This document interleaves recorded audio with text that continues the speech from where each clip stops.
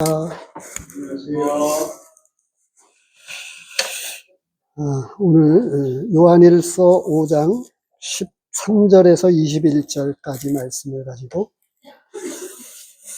같이 하나님의 말씀을 상고하겠습니다. 요한일서 5장 13절에서 21절까지 말씀입니다. 먼저 요한일서 5장 13절에서 21절 말씀을 봉독해 올리겠습니다. 내가 하나님의 아들의 이름을 믿는 너희에게 이것을 쓰는 것은 너희로 하여금 너희에게 영생이 있음을 알게 하려 함이라. 그를 향하여 우리가 가진 바 담대하니 이것이니 그의 뜻대로 무엇을 구하면 들으시니라. 우리가 무엇이든지 구하는 바를 들으시는 줄을 안즉 우리가 그에게 구한 그것을 얻은 줄을 또한 아느니라. 누구든지 형제가 사망에 이르지 아니하는 죄 범하는 것을 보거든 구하라.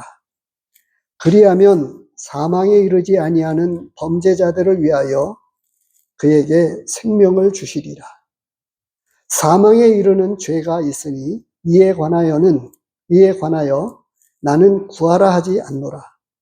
모든 불의가 죄로되 사망에 이르지 아니하는 죄도 있도다. 하나님께로부터 난 자는 다 범죄하지 아니하는 줄을 우리가 아노라. 하나님께로부터 나신 자가 그를 지키시매 악한 자가 그를 만지지도 못하느니라. 또 아는 것은 우리는 하나님께 속하고 온 세상은 악한 자 안에 처한 것이며, 또 아는 것은 하나님의 아들이 이르러 우리에게 지각을 주사 우리로 참된 자를 알게 하신 것과 또한 우리가 참된 자 곧 그의 아들 예수 그리스도 안에 있는 것이니 그는 참 하나님이시요 영생이시라. 자녀들아, 너희 자신을 지켜 우상에게서 멀리하라.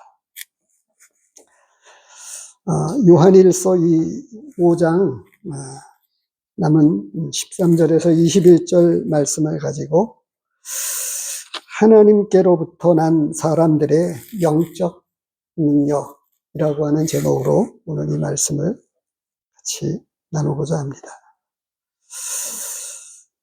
오늘 말씀은 좀 쉽게 이렇게 잘 편지를 쓴 것 같았는데 조금 읽다 보니까 참 사망에 이르지 아니하는 죄가 있다.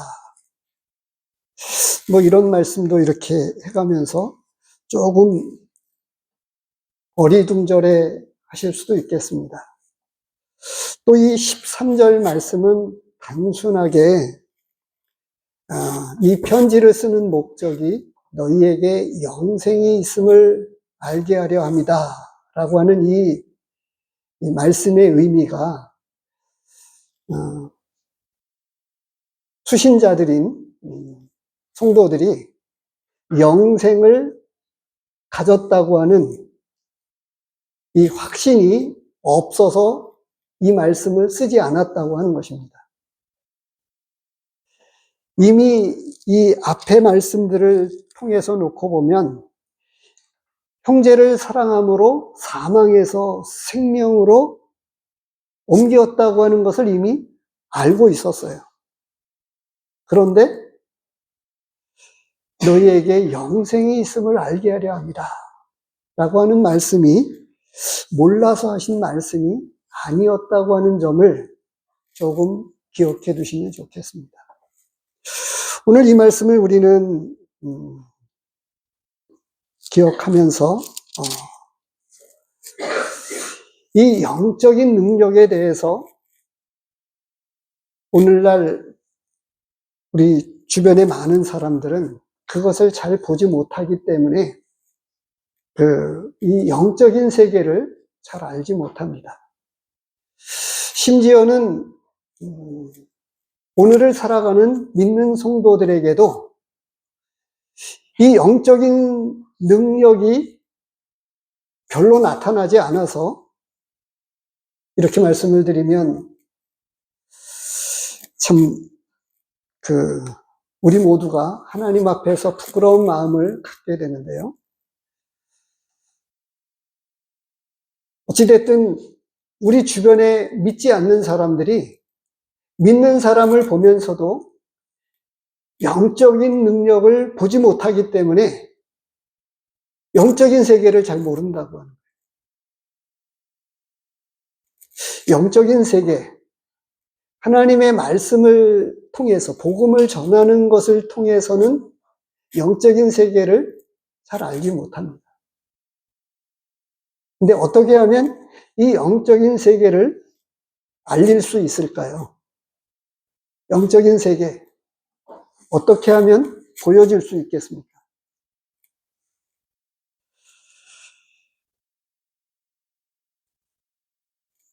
생명은 참 놀라운 신비한 능력이고 뭐라고 참 표현하기 어렵습니다. 이제 추위가 닥쳐서 이제 나뭇잎들이 앙상한 가지만 대부분 거의 남게 되었습니다. 이제 낙엽도 다 떨어지고 이제 추위가 오늘 아침은 조금 더 추웠던 것 같아요. 그러면서 이제 땅은 조금 얼어붙을 것입니다. 그런데 한 40년 전, 50년 전, 그 이전 세대로 올라가면 한겨울에는 15도, 20도는 보통이었던 걸로 기억을 합니다. 제가 어렸을 때 냇가에 얼음이 어마한 두께로 얼어가지고 봄철 내내 그것이 서서히 녹아갔습니다. 모든 하천에는 물이 풍부했고 겨우내 15도, 20도, 그리고 한강에서 스케이트를 타던 그 시절이 있었어요. 그 강물이 그렇게 꽁꽁 얼어서. 그런데 봄이 되면 이 땅에서 생명이 그 얼어붙었던 그 봄과 함께 조금씩 녹았지만 깊은 땅에는 아직 제대로 녹지 않았거든요.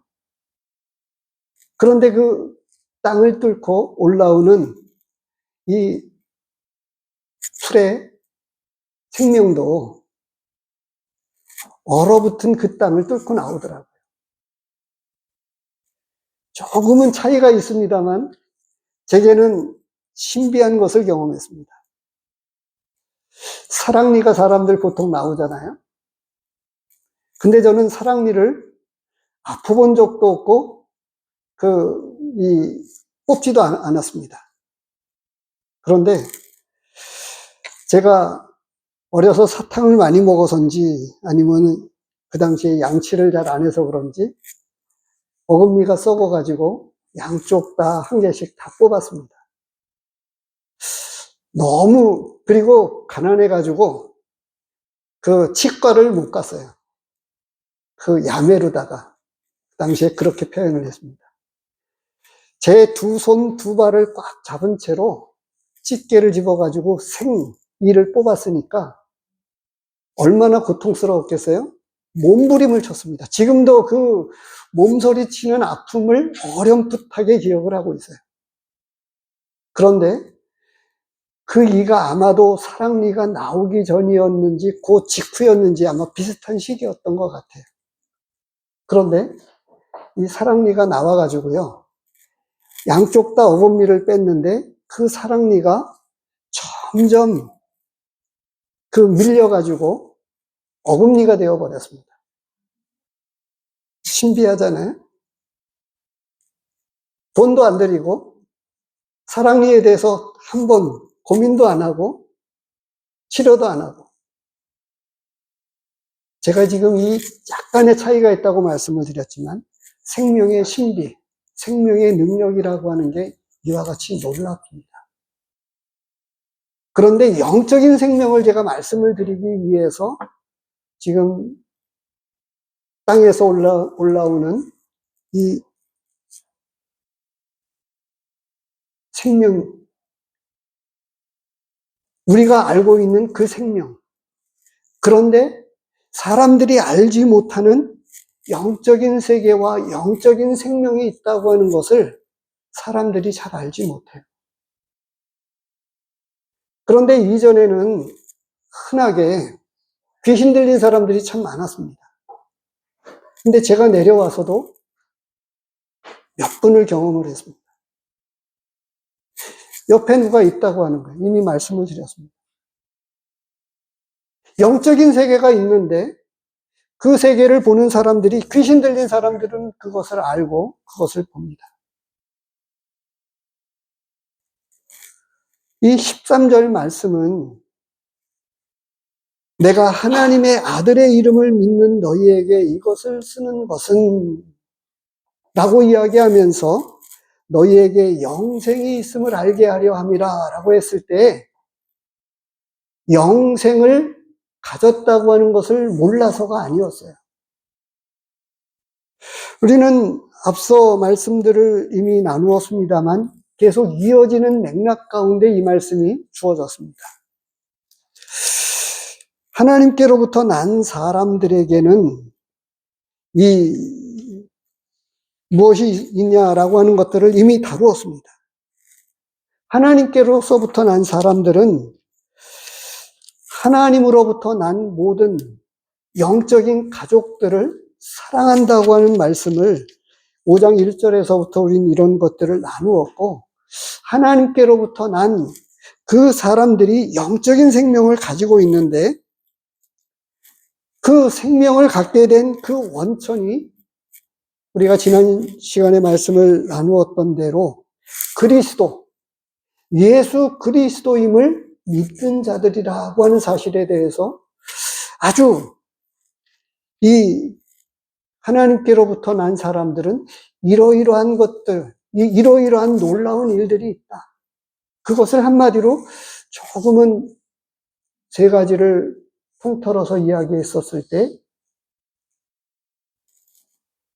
놀라운 능력 있는 삶, 그런 삶을 살아가고 있다고 하는 것을 말씀해 주고 있어요. 바로 그 가장 핵심적인 것을 무엇을 가지고 말씀을 이야기하고 있느냐 하면 4절과 5절입니다. 무릇 하나님께로부터 난 자마다 세상을 이기느니라. 세상을 이기는 승리는 이것이니 우리의 믿음이니라. 예수께서 하나님의 아들이심을 믿는 자가 아니면 세상을 이기는 자가 누구냐? 역설적이면서도 이와 같이 능력 있는 삶을 실제적으로 살아갈 수 있는 사람들이, 아니 살아내는 사람들이 믿음의 사람이라고 이야기하고 있는 거예요. 그런데 지금 교회 안에는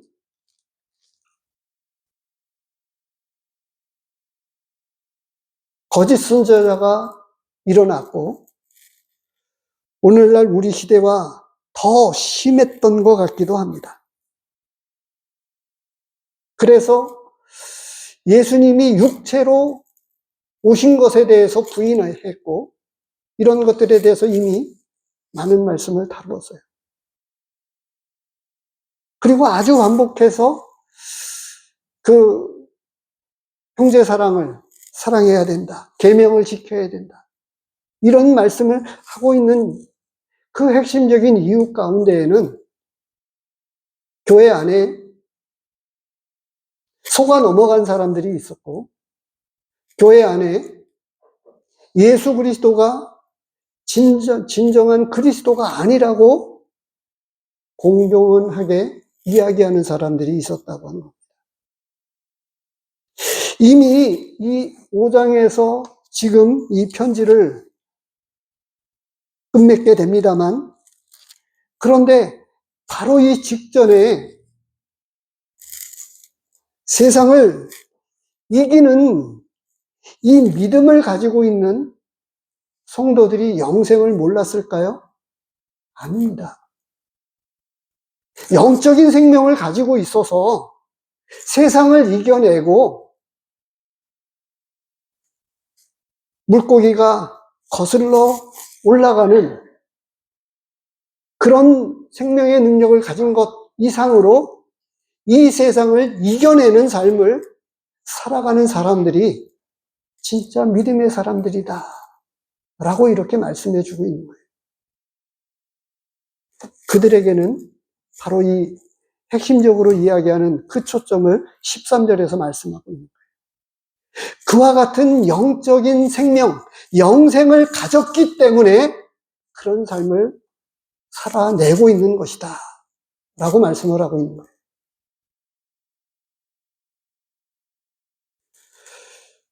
그런데 문제는 그 당시에도 오늘날에도 있는 문제입니다.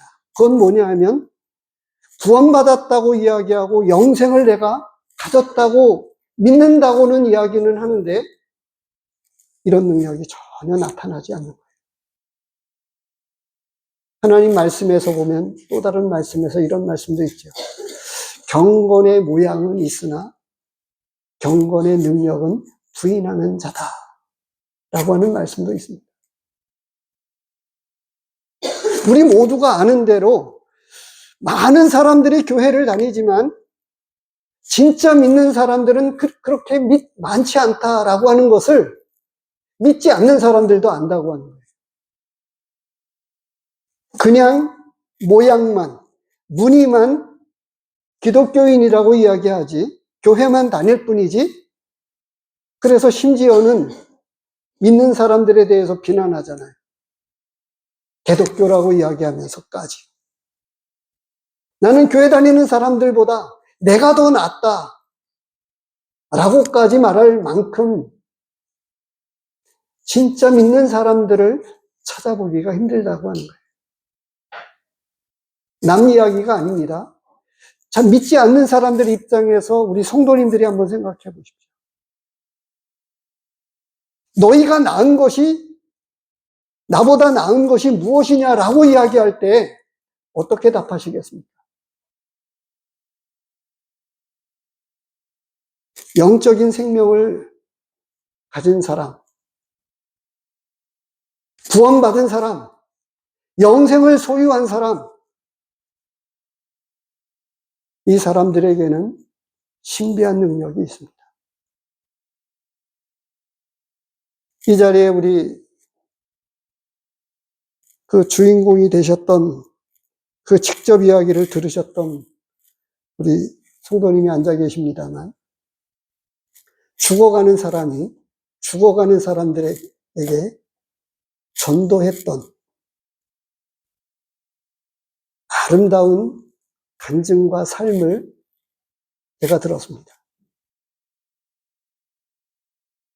우리 한 자매님의 남편이 이제 암에 걸려서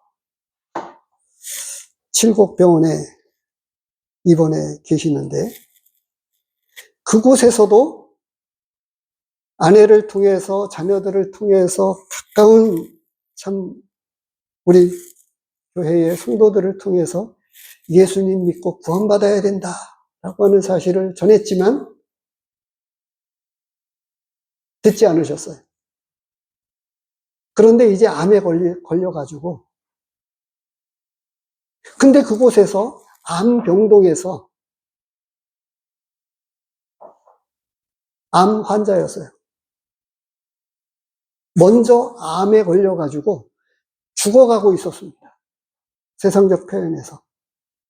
근데 그 사람이 이제 새로 입원해 들어온, 치료받으러 온 그 환자분에게 예수님 믿고 구원받아야 된다 이야기를 했다고 하는 거예요. 얼마나 놀라운 간증입니까? 다른 사람이 전도하면 당신은 나처럼 암에 걸리지 않아서 잘 모를 거야. 지금 나는 아무런 희망도 소망도 찾아볼 수 없는 이곳에 어찌해야 될 줄 모르는 그 안타까운 심령 앞에 하나님은 우리 한 성도님의 남편을 위해서 그곳에 먼저, 그리고 우리만큼이나 분명하게 예수 그리스도를 구주로 영접해서 복음을 전하고 계셨던 분이 있으셨어요. 그리고 그분이 먼저 세상을 떠나신 것 같아요. 그런데 그곳에서 병동에 들어온 우리 성도님의 남편에게 복음을 전했다고 합니다. 고린도후서 4장 18절에 보면 우리가 주목해 보이는 것이 아니요 보이지 않는 것이니, 우리가 주목하는 것은 보이는 것이 아니요 보이지 않는 것이니, 이렇게 말씀하고 있어요.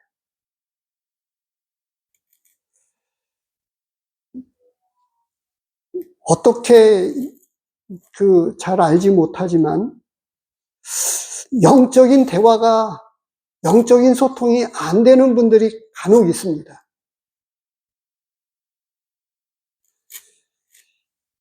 이 전파가 흐르는 저기에서요, 라디오든 TV든 채널을 맞추어야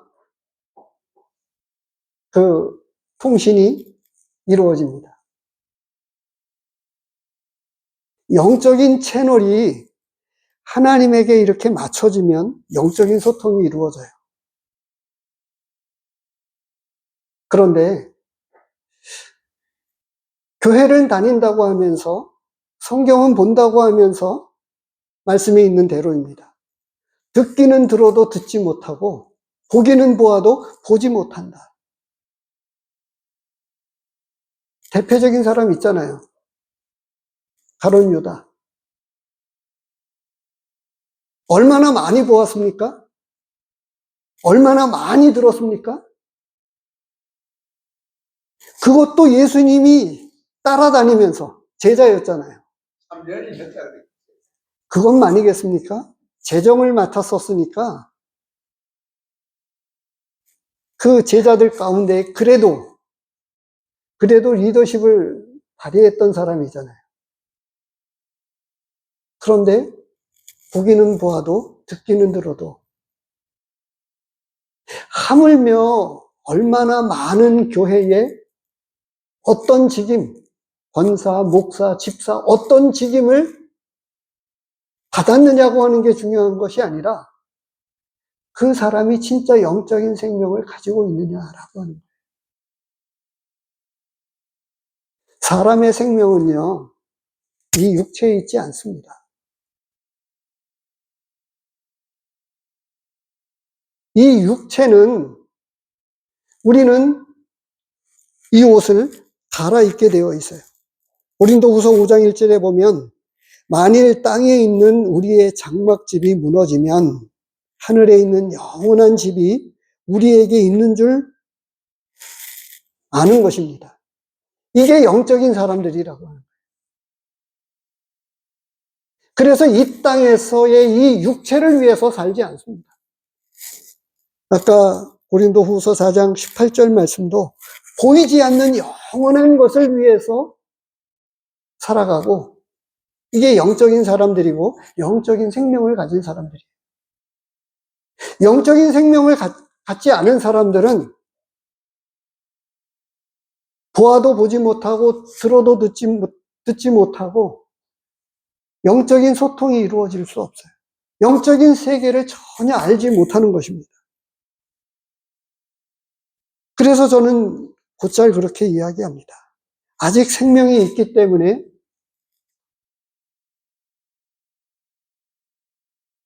하나님께서는 이 지금 모든 죄 지은 사람들을, 모든 믿는 사람들을 지명 수배자로 내려가지고 그들은 붙잡히자마자 곧바로 사형에 처해지게 되는 사람들이에요.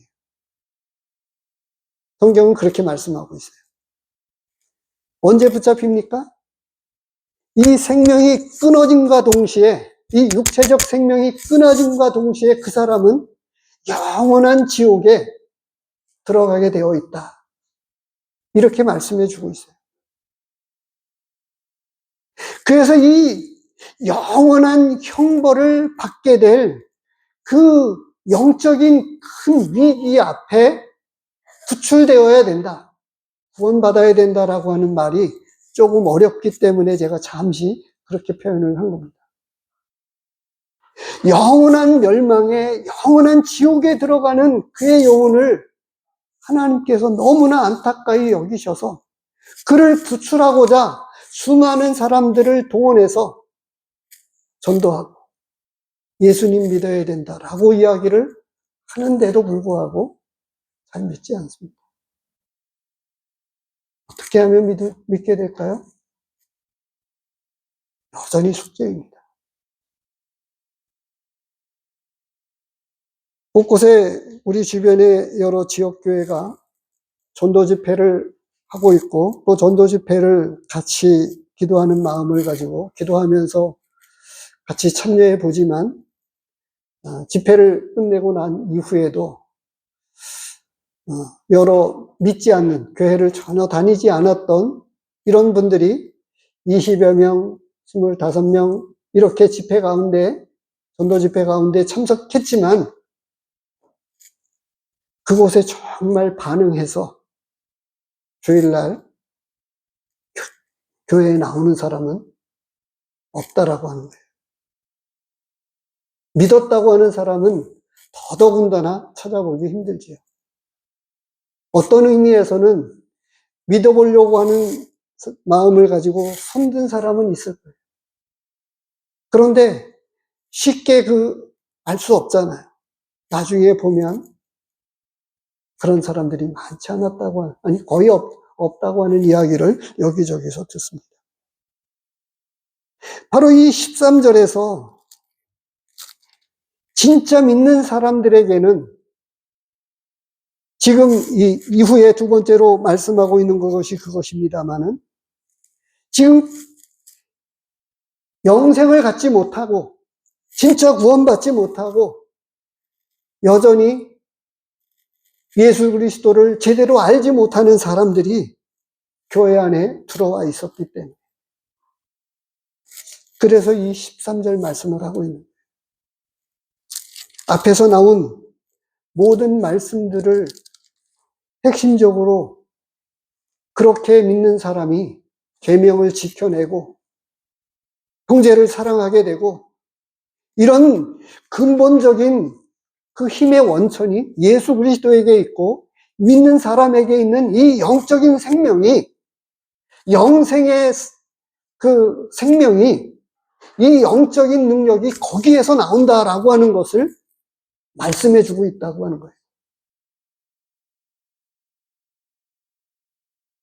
믿었다고 믿는다고 이야기하는 그것이 아니라 13절에서 말씀해 주고 있는 이 말씀은 몰라서 하고 있는 말씀이 아니고요.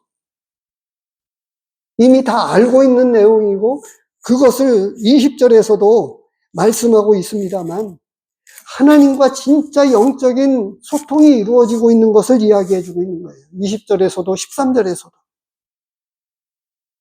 20절 말씀이 뭐라고? 또 아는 것은 하나님의 아들이 이르러 우리에게 지각을 주사 영적인 것을 분별하고 영적인 세계를 보는 것을 이야기하고 있는 거예요.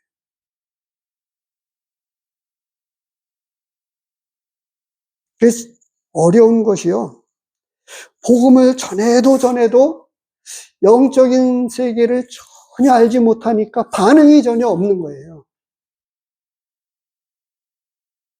비로소 눈을 떠야만 고개도 끄덕거리고 화답이 일어나고 진짜 소통이 이루어지잖아요. 근데 문제는 간혹 가다가 그런 문제가 있습니다. 구원받았다고 하는 성도들조차도 영적인 소통이 잘 안 이루어지게 될 때 얼마나 힘이 들겠습니까? 그런 예는 아주 드물지만 일어납니다. 어려서부터 복음을 듣고 믿었다고 했는데 나중에 보니까 그가 고백을 하는 거예요. 내가 이제 예수 그리스도를 믿게 되었노라고. 이제서야 내가 제대로 진짜 믿게 되었노라고 고백하는 경우가 있는 것을 보게 됩니다. 하나님께로부터 난 사람들의 이 영적인 능력은 영생을 가졌다고 하는 이 생명으로부터 시작된다고 하는 것을 우리에게 말씀해 주고 있어요. 이 영적인 생명, 영생을 가진 사람들에게는 영생의 말씀이 주께 있사오니 우리가 어디를 가리이까? 이렇게 고백할 수밖에 없는 거예요.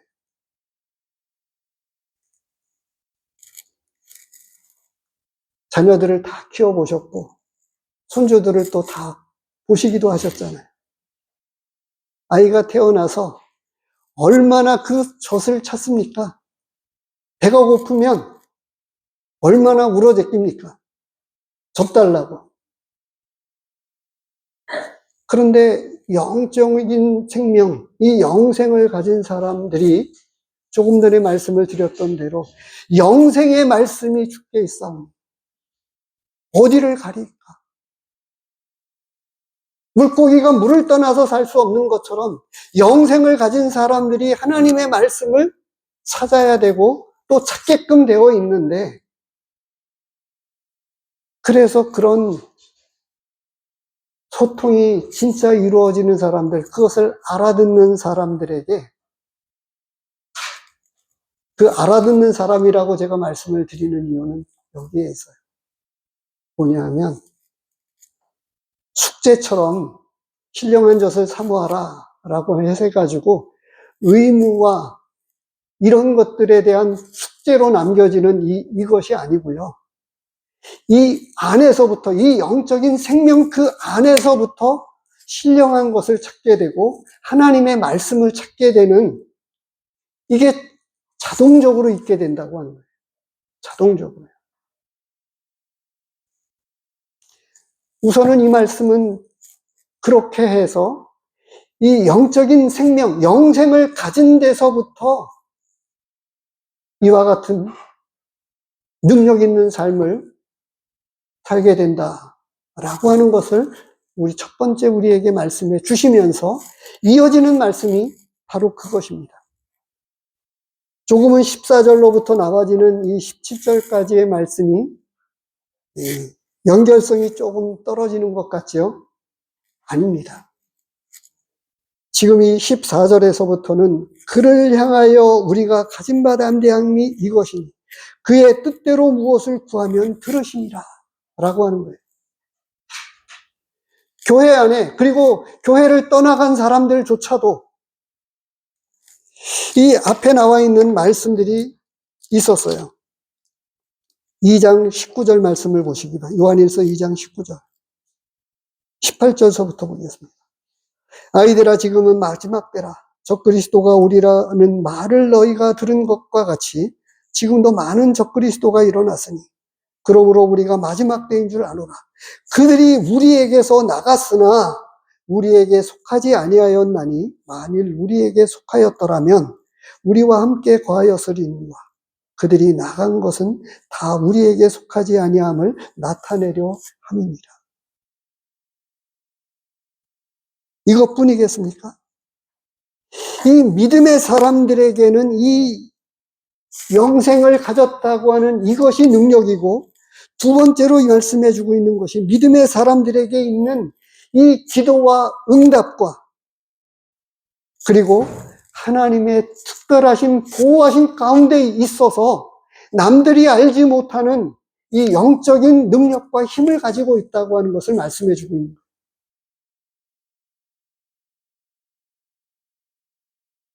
이미 예배 시간에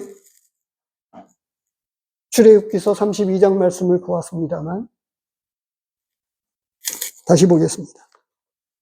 출애굽기서 32장입니다.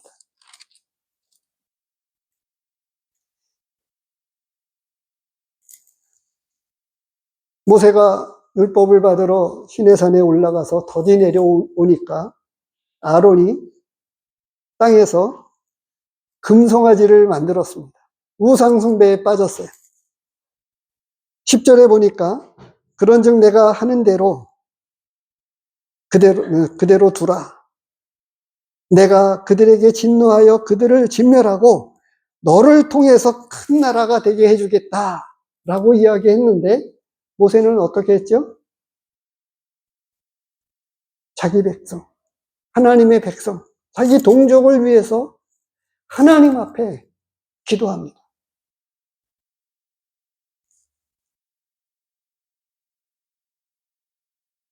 주의 백성에게 이 화를 내리지 마시옵소서.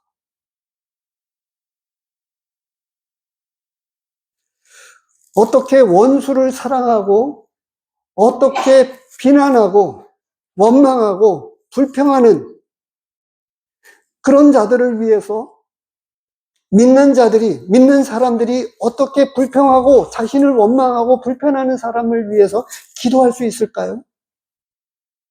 영생을 가졌기 때문에. 교회 안에 들어왔다가 나갔지만 그들을 위해서 기도할 수 있는 사람, 하나님을 알지 못하기 때문에 마지막 숨이 넘어가면서까지 저들의 죄를 용서해 달라고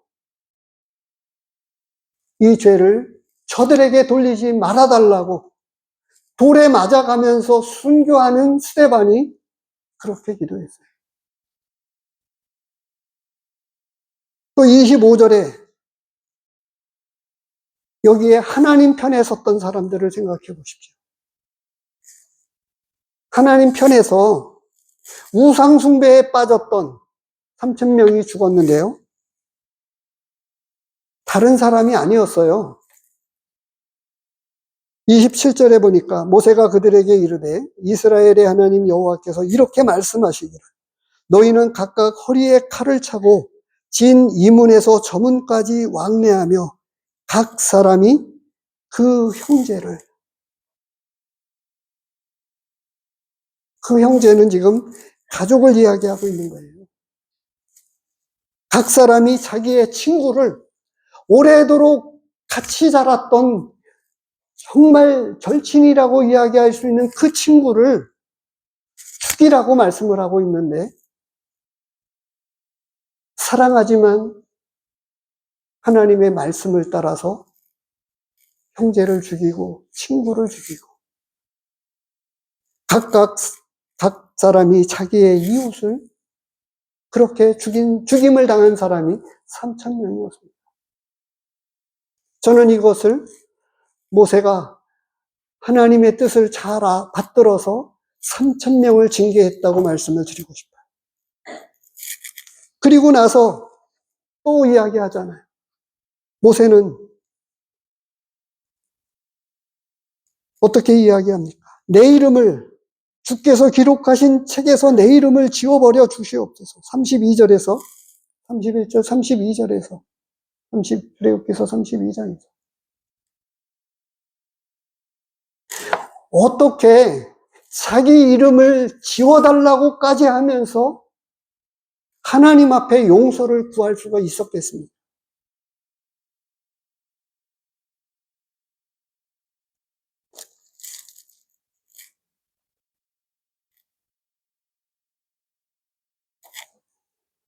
다른 말씀을 조금 더 드리기 위해서 마태복음 18장 말씀을 보시기 바랍니다. 18장 10절입니다.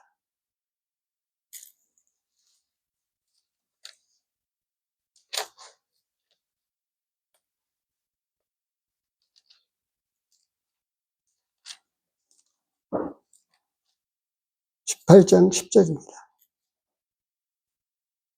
삼가 이 작은 자 중에 하나도 업신여기지 말라. 너희에게 말하노니 그들의 천사들이 하늘에 계신 내 아버지의 얼굴을 항상 배웁니다.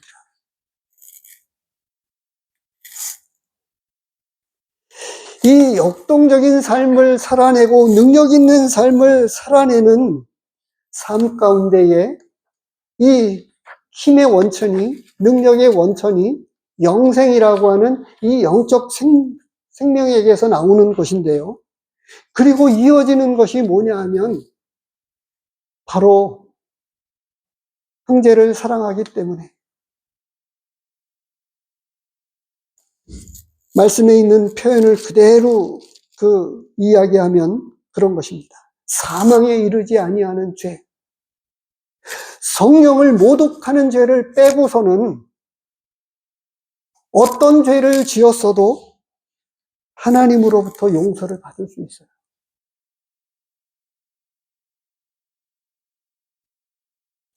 오늘 말씀의 초점은 여기에 있기 때문에 회개와 이런 것들에 대해서, 그러니까 성도들의 회개에 관해서는 더 말씀을 드리지 않겠습니다만, 그래서 지금 어떻게 되었든지 간에 그들의 영혼을 불쌍히 여기면서 아주 성령을 모독하는 사람들을 제외하고서는 16절, 누구든지 형제가 사망에 이르지 아니하는 죄에 범하는 것을 보거든 수하라. 이렇게 허물 많고 죄 많은, 때로는 심지어 하나님께서 이렇게 무섭게 출애굽기서 나와 있는 대로 징계하시기도 하시지만, 이런 가까운 형제들을 위해서 기도하는 삶을 살아내는 능력은 영적인 생명을 가진 데서부터 나오고, 그 영적인 생명이 충만하면 충만할수록 능력 있는 삶을 살아낸다라고 말씀을 하고 있는 거예요. 그래서 그 이후에 나오는 말씀이 이와 같이 연결되어지고 있는 거예요. 그것은 18절 이후에 나오는 말씀이기도 한데요. 문제는 이런 것입니다. 지금 이렇게 기도하면서 단순한 기도가 아니죠. 이미 기도의 삶을 살아내고 있는, 그리고 불평하고 원망하는 그런 모습을 떠나서 그 이상으로 어떠한 형편에 이르렀든지 간에 형제를 사랑하기 때문에, 뜨겁게 사랑하기 때문에 뜨거운 기도를 가지고 하나님 앞에 나아가는 그 사람들, 역동적인 삶을 살아내는 그 믿음의 사람들이 영생을 가진 데서부터, 그리고 하나님의 말씀을, 하나님의 약속을 갖고 의지하기 때문에 그렇다고 하는 거예요. 그래서 하나님 앞에 나아가는 데에도 주저함이 없고 담대함이 있습니다. 하나님 앞에 서게 되면 하나님의 뜻에 순종하는 일에, 생각해 보세요. 자기 가족, 형제를 죽이고 친구를 죽이고 가까이에 살던 이웃을 죽이는 그 일이 얼마나 어려웠겠어요. 근데 하나님의 말씀에 붙들리게 되면, 영적인 생명의 충만함을 잊게 되면 그런 삶을 살아낼 수 있어요. 그렇지 않으면 인간적으로는 보면 여전히 망설일 수밖에 없고 그럴 수밖에 없는 거예요. 그런데 이렇게 무엇을 구하든지 간에 하나님 앞에 나아가서 구하면 하나님께서 들으신다라고 하는 것을 우리에게 말씀해 주고 있습니다. 이런 기도의 삶을, 그리고 그 기도의 삶을 여전히 이어나갈 수 있게 하는 또 다른 힘, 기도에 있다고 하는 거예요. 기도는 단순한 것이 아닙니다. 그래서 이 영생을 이야기하고 기도를 이야기하고, 그러면서 사망에 이르지 아니하는 죄를 짓는 성도들을 위해서 기도하는 삶을 살아내고 있다고 말씀을 하고 있는 거예요. 보통 사람들과는 구별된 삶을 살아낼 수밖에 없는 그들은 믿음을 가졌기 때문에, 영적인 생명을 가졌기 때문에 이렇게 확연하게 구분되어진다고 하는 거예요. 요한일서에서는 이 밑바탕에 깔려있는 가만히 들어왔지만 떠나간 사람들, 그리고 여전히 예수 그리스도를 부인하면서 다른 복음을, 율법을 지켜야 된다거나 할례를 받아야만 된다거나 이렇게 다른 복음을 전하고 육체로 오신 것을 부인하는 그런 사람들을 성령을 해방하는 그런 사람을 빼어놓고는 끊임없이 그들을 위해서 기도하는 사람들, 그 사람들이 기도하는 사람이라고 이야기합니다. 연목상에 나는 구원받았다. 그리고 나는 지금 교회를 잘 출석하고 있다. 다니고 있다. 예배를 잘 드리고 있다. 11조를 잘 드리고 있다. 라고가 아니고 생명의 능력을 가지고 이와 같이 믿음으로 살아가는 사람들. 기도하면서 그런 죽어져가는 영혼들을 위해서 기도하고 자기를 여전히 곤란하게 만드는 그들을 위해서도 여전히 기도하면서 살아내는 사람. 이들이 진짜 믿음의 사람이라고 요한일서에서는 역설적으로 우리에게 말씀해 주고 있습니다. 그러면서 이제 18절에서부터 무슨 말씀을 우리에게 하고 있느냐. 하나님께서요, 믿는 성도들을 누구도 손 못 대게 하셨습니다. 조금 전에 18장 말씀, 마태복음 18장 말씀에서 나와 있는 그대로예요. 말씀을 자세히 보면 그들의 천사들이 누구의 천사요? 그들의 천사. 하나님이 우리 믿는 성도들을 지키라고 보내주신 그들의 천사가 하나님을 항상 뵙고 있다, 보고하고 있다, 이렇게 말씀해 주고 있어요. 천사가 지키고 있는데 누가 해롭게 할 수 있습니까?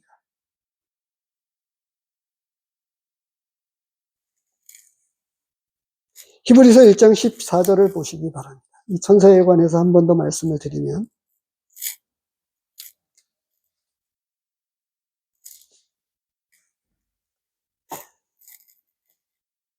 모든 천사들은 섬기는 영으로 구원받을 상속자들을 위하여 섬기라고 보내심이 아니냐, 이렇게 말씀하고 있어요. 모든 천사들은 섬기는 영으로 영적인 존재인데, 육체를 가지고 있지 않은 영적인 존재인데 그들은 구원받을 상속자들을 위하여 섬기라고 보내심을 받은 자다, 이렇게 말씀해 주고 있어요. 그래서 믿는 성도들을 하나님께서 지켜내시고 그 뜻대로 인도하시면서 가르치고 계십니다.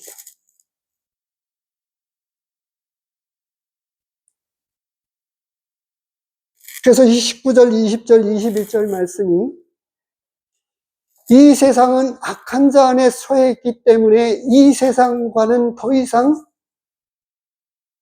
결별하고 그 속에서 살지 아니하고, 다시 말해서 영적인 분별력을 가지고 살아내면서 여전히 한 말씀을 덧붙이죠. 여기서 자녀들아 너희 자신을 지켜 우상에게서 멀리하라. 우상은 금송아지만이 아니고요, 하나님보다 더 사랑하는 것, 그것이 아내일 수 있고 자식일 수 있고 심지어 나 자신일 수 있어요.